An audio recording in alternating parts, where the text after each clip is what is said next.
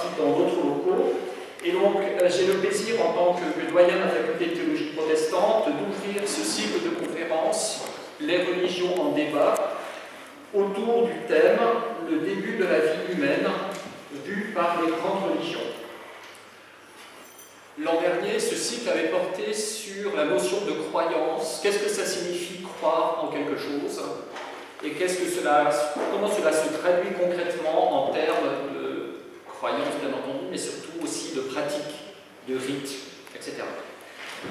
Cette année, le groupe de préparation, donc, qui est composé de représentants de la faculté de théologie protestante, mais aussi de la faculté de théologie catholique et de la faculté des langues et cultures étrangères, parce que c'est un cycle qui est co-organisé par ces trois facultés, a choisi un thème beaucoup plus restreint, le début de la vie humaine. Alors c'est un thème dont on va voir qu'il est restreint en apparence et qu'il est d'une redoutable complexité. Il va nous amener à interroger à la fois le début de la vie, quand est-ce que commence l'existence d'un être humain? Est-ce que c'est à la naissance biologique ou avant?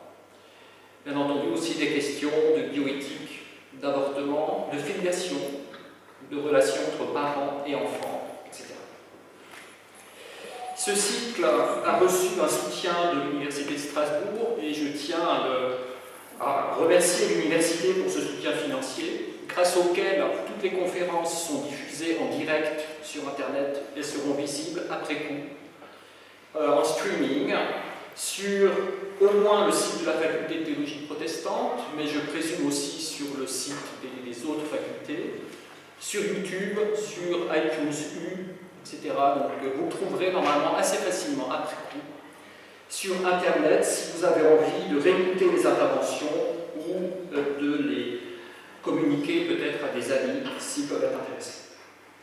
Alors ce soir, nous allons discuter plus précisément de la filiation avec trois points de vue différents représentés par les trois personnes qui sont à mes côtés. D'une part, M. Aharon Eliachev, rabbin à Strasbourg, où il enseigne le Talmud. Pour ceux qui ne savent pas ce que c'est, je pense que vous nous direz en quelques mots, vous rappellerez peut-être en quelques mots ce que c'est.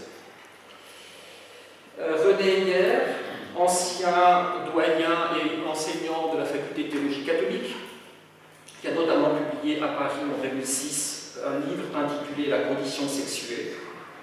Et puis M. Jamel El-Amri, doctorant en islam contemporain à Strasbourg, à la faculté des langues et cultures étrangères, et président de l'Académie française de la pensée islamique. Donc, nous avons la chance ce soir d'avoir un représentant du judaïsme, un représentant du christianisme, un représentant de l'islam. Bien entendu, vous connaissez tous au moins de nom la diversité du judaïsme, du christianisme et de l'islam. Je dirais que ces personnages sont là pour aussi refléter leur opinion propre, fondée sur leur tradition religieuse.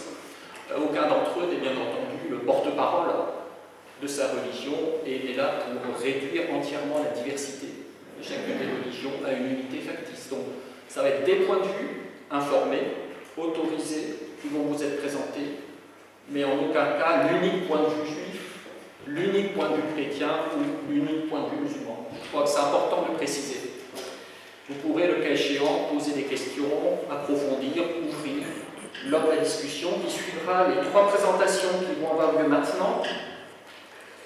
Je me permets d'inviter d'ores et déjà les trois intervenants à se limiter au timing prévu, un quart d'heure, 20 minutes chacun.